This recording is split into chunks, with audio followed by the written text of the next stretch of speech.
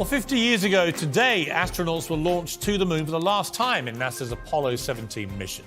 But why haven't we gone back? Well, joining me is a man who knows everything about the universe, the astrophysicist, author of the new book Starry Messenger, Cosmic Perspectives on Civilization, the great Neil deGrasse Tyson rejoins me. Neil, and what a wonderful waistcoat, if I may start with that.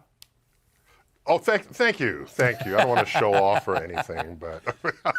Now, look, why have we not gone back to the moon Across the pond, we call it a vest. A vest. Well, it's a lovely vest. Across the pond, we call it a vest.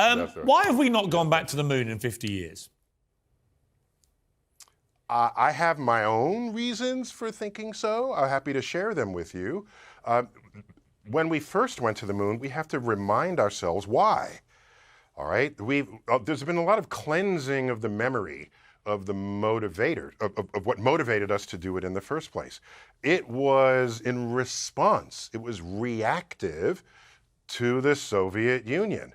They beat us in practically every space metric that mattered over that time. They had the first satellite, the first mammal, which was Laika the dog, the first human. They had the first woman, the first dark-skinned person. It was a black Cuban. Remember, Cuba was, of course, part of the Soviet Empire, or friends with them. And so they had so many firsts that we didn't, that we said, all right, what are we going to do? Let's go to the moon.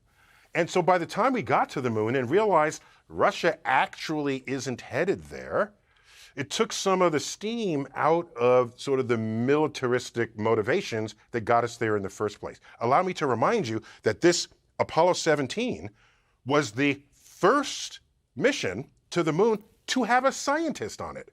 And by the way, it was the last mission to the moon. Right. So we tell ourselves we're explorers, discoverers, and it was really about flexing muscle on a geopolitical. Well, now there's a kind of landscape.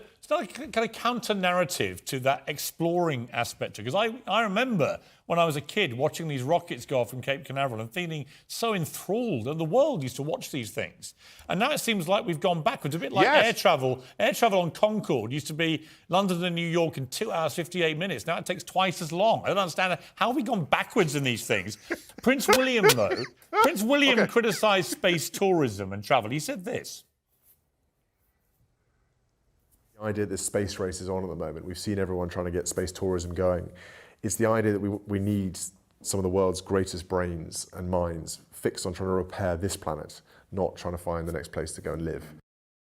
What do you make of that, Neil? You know, the argument that we've got climate change, we've got real pressing problems here, therefore we should suspend all exploration off the planet until we save this one. Yeah, I don't like bad-mouthing royals. But if you allow me a moment to do so, let's go back 30,000 years. Let's go back 30,000 years. We're all living in a cave. And you have the cave elders, the wise elders in the back. And then you have some young whippersnapper youngins who they peer out the cave door. This cave door has hinges, apparently, in my example. But they move the rock and they look out and they see mountains and valleys and streams and trees with fruit on them. And they go to the cave elders and say, we'd like to go explore. And the cave elders say, no, we have cave problems that we have to solve first in the cave before you exit the cave and see what else is out there. That's what people sound like to me when they say, we have problems on Earth, let's solve them first before we go outside of the Earth. Without recognizing that, by the way, your smartphone can find grandma's house in traffic because of a system of satellites launched into space. You have full active video tracking of hurricanes and storms and tsunamis, okay, from images taken from space.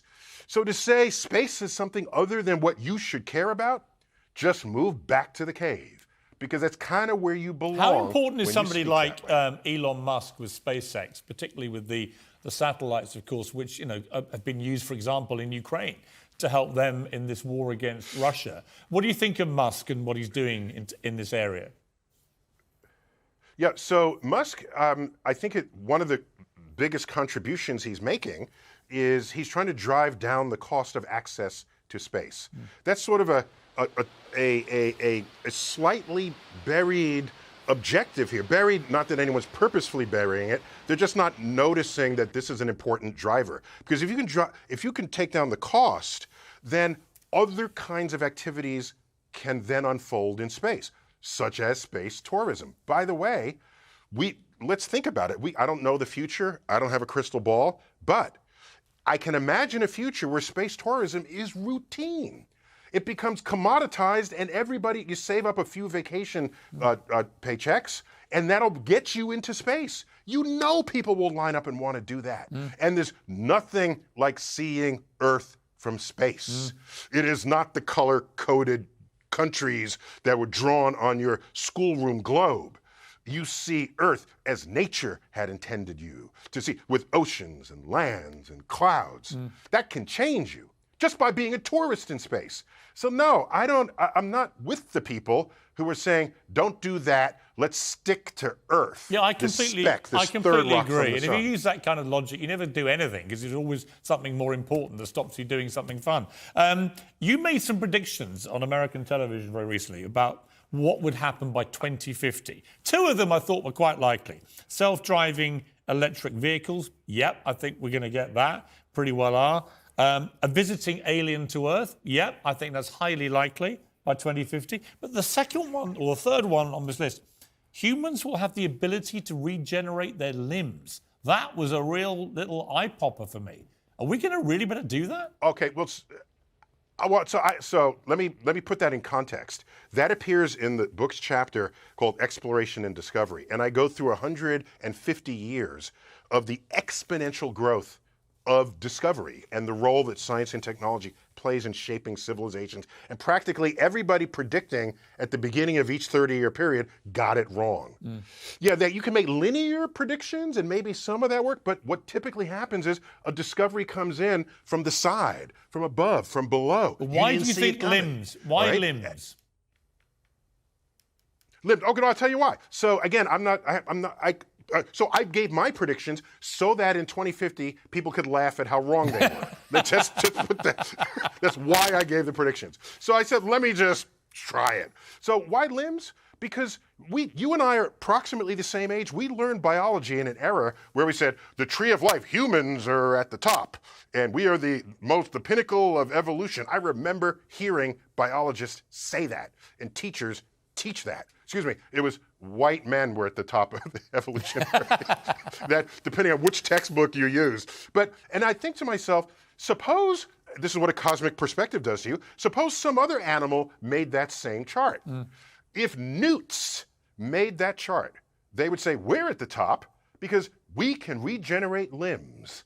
And they would pity humans on the evolutionary scale because we can't. All right, Neil. Eagles would say, we're at the top. I get it. So okay? we've got 20 seconds left. All I'm saying is that 20 seconds. I'm just saying because regenerating limbs exists in the genome of other animals, and we're all related genetically. Okay? All animals on Earth have common DNA. So take a snip of that, tuck it in us, bada bing, line up the veterans first. I'm going to get you back on in 2050 to see if you're right about this. But Neil, we've run out of time. I could talk to you all night. Thank you. You're always fantastic.